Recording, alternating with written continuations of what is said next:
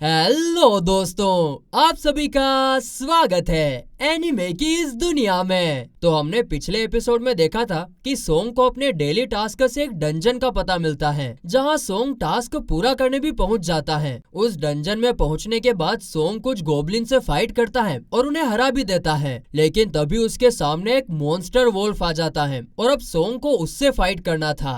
अब आगे तो अब इस एपिसोड की शुरुआत होती है और हम देखते हैं कि वो वोल्फ सोंग पर अटैक कर देता है, पर सोंग एक जंप मारकर उससे दूर हो जाता है। सोंग इतनी आसानी से मूव कर रहा था कि उसे यकीन ही नहीं हो रहा था कि वो उसी की बॉडी है। तभी वो वोल्फ सोंग पर वापस से अटैक करता है, लेकिन सोंग उस वोल्फ के इतनी तेज पंच मारता है कि वो वोल्फ काफी तेज दीवार में जाकर भरा जाता है। इतनी पावर देखकर सोंग सोचने लगता है कि क्या ये सब उसकी पावर बढ़ने की वजह से हो रहा है क्या। लेकिन तभी हम देखते हैं कि इतना पावरफुल पंच लगाने के बाद भी वो वोल्फ वापस से खड़ा हो जाता है और वापस से सोंग पर अटैक करने लगता है। सोंग भी इस बार ज्यादा डरता नहीं है और लगातार उस वोल्फ को मारने लगता है, लेकिन सोंग के कई लगातार पंच खाने के बाद भी वो वोल्फ होता है कि हार ही नहीं मानता है, बल्कि वो तो काफी गुस्से में दिख रहा था। ये देखकर सोंग समझ जाता है कि वो बिना मैजिकल वेपन के उस वोल्फ से नहीं जीत सकता है। और तभी उस वोल्फ से बचते हुए सोंग को याद आता है कि अब तो उसके पास उसकी खुद की इन्वेंट्री है और साथ ही में उसमें वेपन भी होते हैं। और तभी सोंग अपनी इन्वेंट्री खोलता है और उसमें से एक स्वॉर्ड निकालकर उस वोल्फ पर अटैक कर देता है। सोंग उस स्वॉर्ड से वोल्फ को बीच में से काटकर दो टुकड़े कर देता है, जिससे वो वोल्फ वहीं पर मर जाता है। तभी सोंग याद करता है कि किम ने उसे बताया था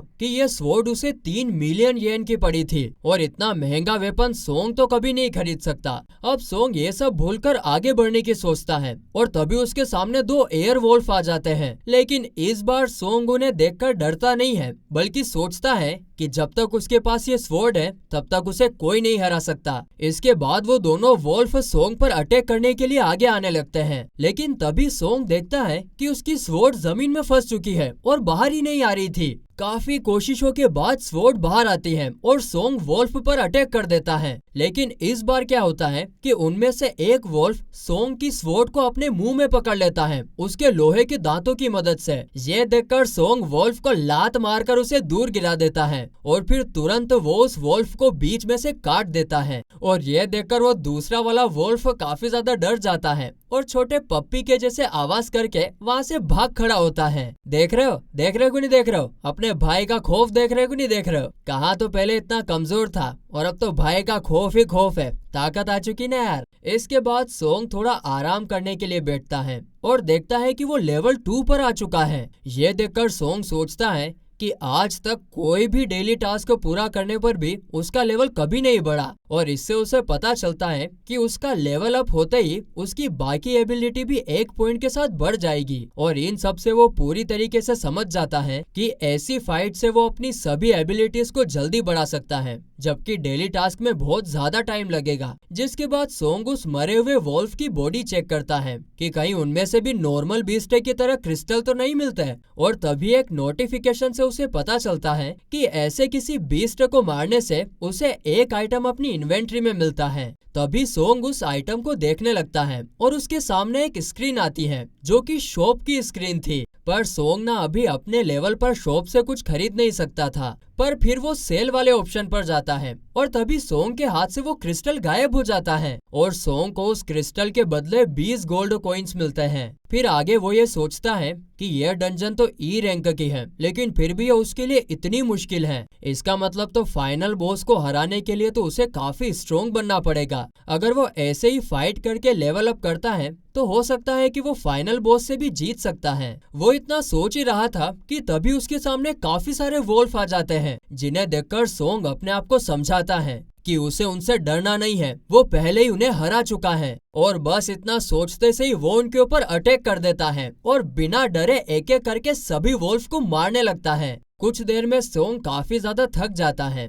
हाँ, लेकिन उसने सारे वोल्फ को मार दिया था और सोंग को काफी सारी चीजें भी मिली थी। साथ ही में उसे वो टेलीपोर्टेशन स्टोन भी मिल चुका था जिससे वो बाहर जा सकता है। सोंग यहाँ पर सोच रहा होता है कि उसने जितना मुश्किल सोचा था उससे तो कहीं ज्यादा आसानी से टेलीपोर्टेशन स्टोन उसे मिल गया। इसके बाद वो उस डंजन में और आगे जाता है और लगातार बीस्ट को मारकर अपना लेवल अप करता रहता है। फिर काफी सारे बीस्ट को मारने के बाद सोंग लेवल 15 पर आ चुका था। इसके बाद वो वहां से नीचे जाने की सोचता है जहां उसे बीस्ट मॉन्स्टर मिल सकता है। साथ ही में सोंग का बॉस मॉन्स्टर से फाइट करना इसीलिए भी जरूरी था क्योंकि अब उसका लेवल ज्यादा तेजी से बढ़ नहीं रहा था और उसकी स्वॉर्ड भी अब टूटने वाली थी। अगर सोंग उससे ज्यादा फाइट करता तो वो जल्दी ही टूट जाती। इसीलिए सोंग नीचे जाता है जो कि दिखने में बिल्कुल मेट्रो स्टेशन की तरह दिख रहा था लेकिन बंजर पड़ा हुआ था। पर तभी अचानक से एक मॉन्स्टर पानी में से सोंग पर अटैक कर देता है। उस मॉन्स्टर के पहले ही अटैक से सोंग की स्वॉर्ड टूट जाती है और सोंग खुद भी दीवार में जाकर भरा जाता है। और तभी वो मॉन्स्टर सोंग के सामने आता है जो कि काफी ज्यादा बड़ा था और काफी स्ट्रॉन्ग भी लग रहा था।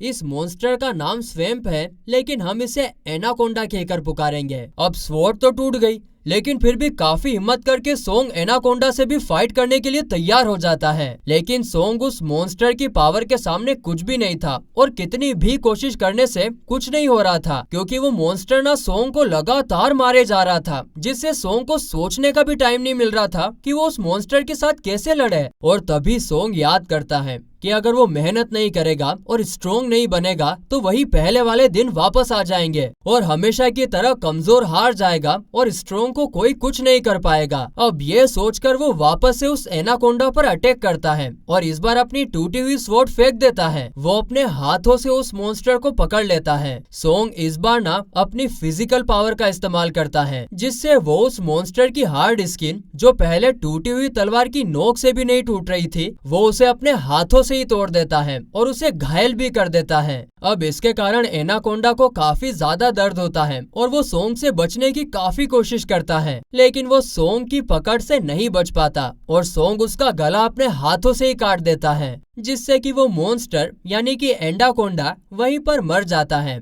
और सोंग फाइट जीत जाता है। एनाकोंडा को हराने पर सोंग को एक काफी शानदार डैगर मिलता है जो कि काफी स्ट्रॉन्ग भी दिख रहा था।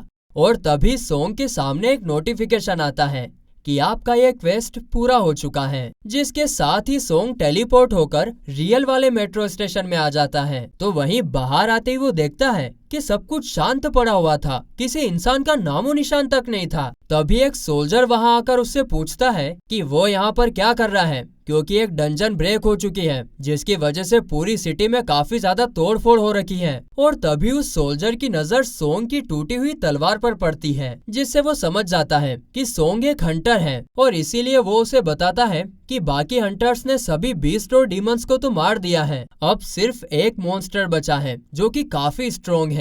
और तभी सोंग अपनी एबिलिटी से देखता है कि हाँ सच में वो मॉन्स्टर इतना भी वीक नहीं है। और इसके बाद हम उसी मॉन्स्टर को देखते हैं जो सिटी में अंदर आता जा रहा था और हंटर्स के लिए उसे रोकना काफी मुश्किल भी हो रहा था। तभी सोंग भी वहाँ पहुँचता है और देखकर सोचने लगता है कि उस मॉन्स्टर से फाइट करने के लिए कोई भी हंटर ठीक रैंक का लग नहीं रहा है। और तभी सोंग की नजर जूही पर जाती है जो कि उन्हीं हंटर्स के साथ में थी, पर अब भी जूही उसी हादसे के डर में दिख रही थी और इसी की वजह से वो अपनी पावर्स का भी सही से इस्तेमाल नहीं कर पा रही थी। और फिर इन्हीं सब कारणों से सोंग सोचता है कि अब उसे ही इस मॉन्स्टर को हराना पड़ेगा। लेकिन तभी उसके दिमाग में ये भी आता है कि अगर कोई ई रैंक वाला हंटर इतनी आसानी से इतने स्ट्रॉन्ग मॉन्स्टर को हरा देता है तो फिर लोग क्या सोचेंगे। और इसीलिए सोंग क्या करता है कि अपनी स्वॉर्ड से दूर से ही उस मॉन्स्टर के बैरियर को तोड़ने का डिसाइड करता है और इसके बाद वो दूर से ही मॉन्स्टर पर अपनी स्वॉर्ड फेंककर अटैक करता है जिससे उस मॉन्स्टर का बैरियर तो टूटता ही है, साथ ही में वो काफी घायल भी हो जाता है। और फिर तो क्या,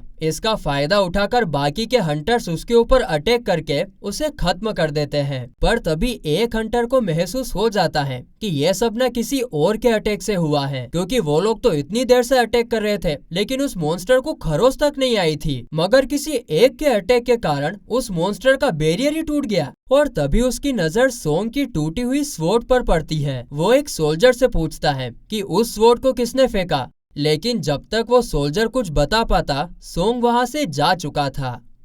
और अब मैं भी जा रहा हूँ क्योंकि ये एपिसोड यहीं पर खत्म होता है।